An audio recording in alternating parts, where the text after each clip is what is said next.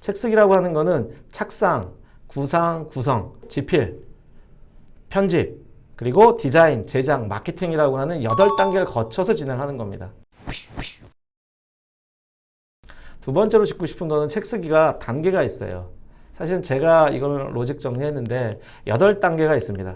책 쓰기라고 하는 거는 착상, 구상, 구성, 그리고 집필, 편집, 그리고 디자인, 제작, 마케팅이라고 하는 8단계를 거쳐서 진행하는 겁니다. 하나하나 말씀드릴게요. 착상이라고 하는 것은 책수를 결심하는 겁니다. 그 결심을 통해서 구상을 하는데 구상의 핵심은 뭐냐면 기획안이 나오는 거예요. 계획서가 나오는 겁니다. 독자가 선정이 되고요. 타겟팅이라고 하죠. 시장조사를 통해서는 경쟁자가 조사가 돼야 되는 거예요. 여러분이 쓰는 책은 여러분이 원고만 쓰시는 거잖아요. 여러분이 출판사를 차려서 책을 출간하는 분도 계시겠지만 그런 분들은 드물고요. 보통은 여러분이 원고를 쓴 거를 투고한다고요. 투고라는 말 이렇게 적용합니다. 출판사에게 2천만 원을 투자받겠다라고 제안서를 내는 거예요. 원고 투고를 할 때 원고만 투고하는 분은 아마추어고요. 거기에 출간 기획서를 같이 첨부합니다. 그러면 출판사 입장에서 출간 기획서를 보고 이 원고를 책으로 만들어서 팔아볼까? 독자들이 좋아할까? 경쟁자와 차별화가 있나? 이 판단을 하는 거예요. 그것을 집필 전에 구상 단계에 끝내놔야 되는 겁니다. 독자를 선정하는 겁니다. 누가 내 책을 읽을까? 때로는 사서 읽어줄까? 두 번째, 경쟁자 조사. 비슷한 책이 나와 있나? 경쟁자가 어떻게 나랑 차이가 있나? 마지막으로 컨셉 및 포지션을 정리하셔야 되는 거예요. 여러분, 책이라고 하는 것은 단순히 컨텐츠의 모음이 아니에요. 글을 모아서 책을 내는 게 아닙니다. 타겟을 정해서 그 타겟들이 원하는, 독자들이 원하는 컨텐츠를 컨셉화해서 담는 겁니다. 그 작업 자체가 구상이라고 하는 거예요. 이 구상을 끝내놓고 세 번째 단계 뭘 한다? 구성이라는 걸 하는 겁니다. 구성의 결과는 뭐냐면요. 목차가 나오는 거예요. 그리고 제목이 나오는 겁니다. 그럴 때 두 가지 핵심이에요. 여러분이 독자들에게 전달할 키 메시지, 이걸 주제라고 해요. 근데 키 메시지가 나오려면 컨셉이 나와줘야 됩니다. 김영사라고 하는 출판사에 박모 대표님이 계셨어요. 그분이 이런 얘기 하셨습니다. 책이라고 하는 것은 컨셉 더하기 컨텐츠다라고 했어요. 근데 책은 뭘로 판다? 컨셉으로 판다라고 얘기하셨어요. 출판사 입장에서 여러분 원고를 투고받았을 때 원고를 보고 판단하는 거 맞아요. 컨텐츠를 보고 내가 2천만 원을 투자할까? 제작 비용 2천만 원을 투자할까 결정하는데 컨셉이 별로다. 투자하지 않습니다. 그런데 그거 아셔요? 책이라고 하는 것은요. 6개월을 선행하는 상품이에요. 이게 무슨 말이냐? 6개월 뒤에 시장 상황을 읽어내야 된다는 겁니다. 그게 컨셉의 어려움이에요. 그게 기획의 어려움이기도 해요. 지금 혹시 내가 책을 쓰겠다고 여러 집필 중이시라면 고민해 보셔야 됩니다. 내가 과연 쓰는 책이 6개월 뒤에 서점에 나왔을 때 아니면 그 6개월 뒤, 그럼 내년 봄일 거 아니에요. 대한민국 상황이 어떨까요? 코로나 이후 시대가 어떨까요? 예측해 보셔야 됩니다. 그래서 여러분이 책을 집필하기 전에, 그러니까 원고를 쓰는 게 중요한 게 아니에요, 먼저. 쓰기 전에 이미 끝나버리는 게임입니다. 이 책 쓰기라고 하는 것은 제가 지향하는 바는 조금 다른 분들과 좀 차이가 있습니다. 제 배경이 출판사 출신이 아니기 때문에 저 또한 제가 지금 출판업 판다고 생각하지 않잖아요. 제 본업은 기획업을 하고 있어요. 연결업을 하고 있습니다. 그렇기 때문에 제가 보는 거는 시장과 여러분의 컨텐츠가 연결되도록 출판사가 정해주는 게 아니에요. 여러분이 정하고 시작해야 되는 겁니다.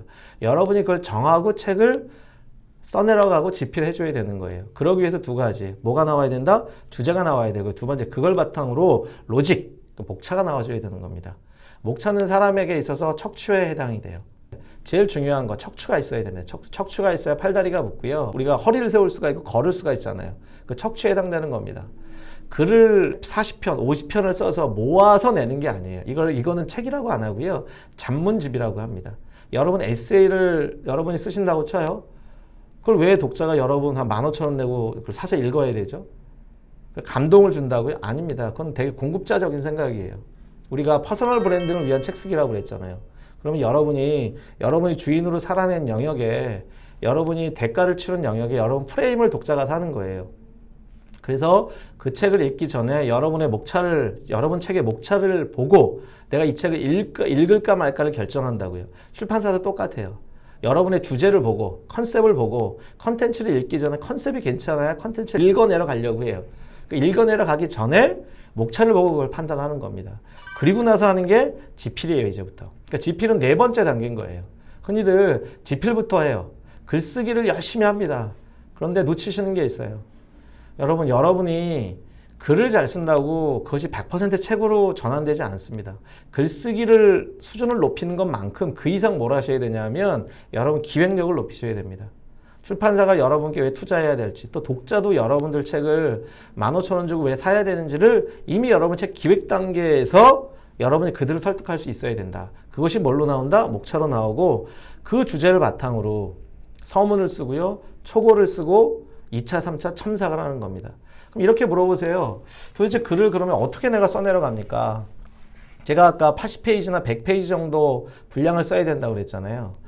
우리가 일반적으로 보통으로 출간하는 책의 사이즈를 신국판 사이즈라고 그래요. 신국판 사이즈 책에 270페이지 정도 되는 분량을 내려면 A4지로 아래 한글 프로그램 기본 폰트 자간줄간 건드리지 말고요. 10포인트 기준으로 한 80페이지 정도 쓰시면 디자인과 편집을 했을 때 한 250에서 270페이지 정도까지 나옵니다. 조금 내가 빡빡하게 쓰겠다 그러면 조금 더 줄이셔도 되는 거고요. 근데 이걸 저는 제안을 이렇게 드려요. A4 2장씩 쪼개라. 그럼 80페이지 기준으로 A4 2장씩 쪼개면 40개의 주제가 나오죠. 그걸 소목차라고 합니다. 우리는 이 소목차 40개를 A4 2페이지씩 쓰는 거예요. 어떻게 쓴다? 하루에 한 소목차씩 2페이지가 되겠죠. 그걸 5일만 쓰십시오. 한 달이면 20일, 두 달이면 40일이면 우리 40개 소목차를 끝내는 거예요. 그럼 하루에 한 2-3시간 정도 소요가 됩니다. 그런데 일주일에 5일을 책 쓰기 위해서 우리 책상에 앉아야 되잖아요. 그것이 집이든 회사든 아니면 카페든 이게 만만치가 않아요. 그래서 실은 내 의지, 스피릿을 몰입을 해서 사실 엉덩이 힘으로 책을 쓰는 거라고 저는 생각을 해요. 그러니까 유흥과 놀이를 조금 잘 절제하셔야 됩니다. 책 쓰기란 머리로만 쓰는 것이 아니라 가슴으로 써요. 같이 호환이 돼야 돼요. 좌뇌 우뇌가 같이 움직여져야 됩니다. 디프레스가 오면 안 써집니다. 오늘 잘 썼다고 내일 또 써질 거다? 그런 일이 없어요. 매일매일이 새롭습니다.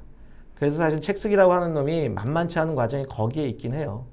그리고 나서 여러분이 그 쓴 원고를 투고를 해요.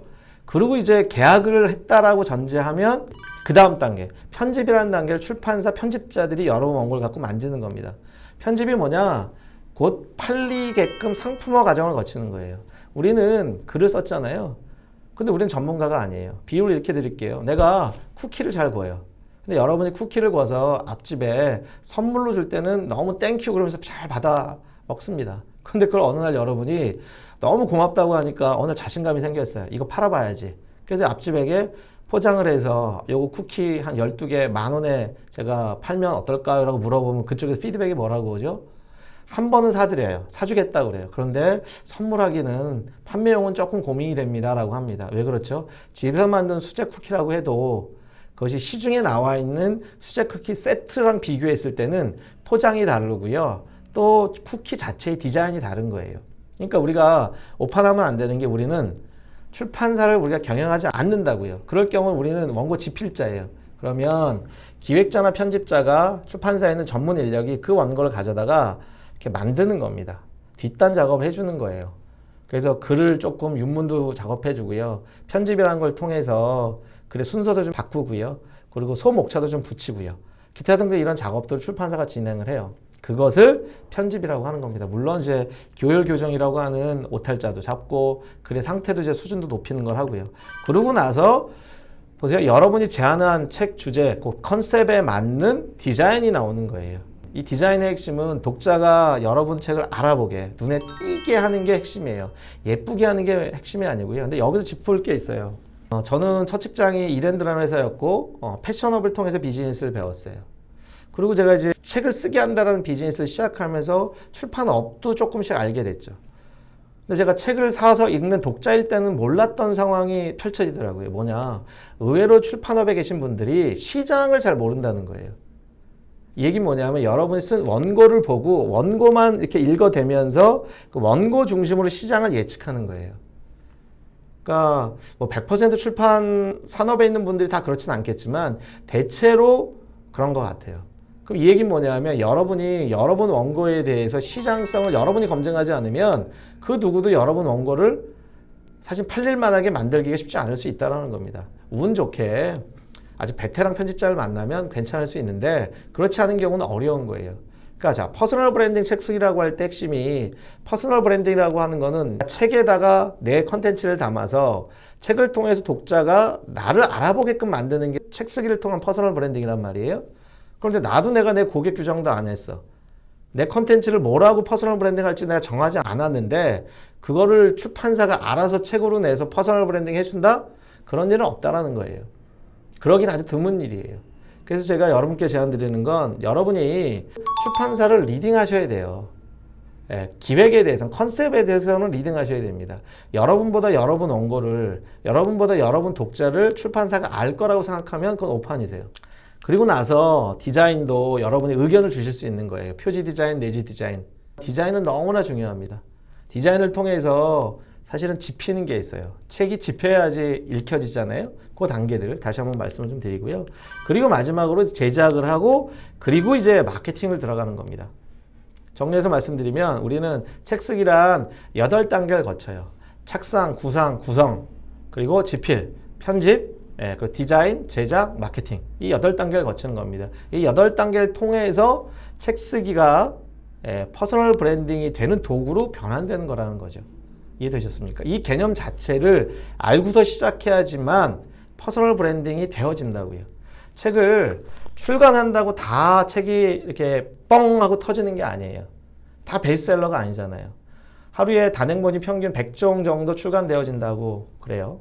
그러면 여러분 교보문고 가보십시오. 신간 코너가 뻔해요. 경제경영 코너가 뭐 한 30-40권 넣어지고요. 나머지 자기개발 뭐 한 20권 정도 넣어지고요. 뭐 문학 코너가 또 한 20권 넣어지고요. 다 고만고만합니다. 그런데 그 자리를 매일 신간이 나온다. 그럼 계속 밀어내주는 거예요. 밀어내야 되는 거예요. 근데 나는 그 자리를 지켜야 돼. 유일한 방법이 뭐죠? 팔리면 지켜집니다.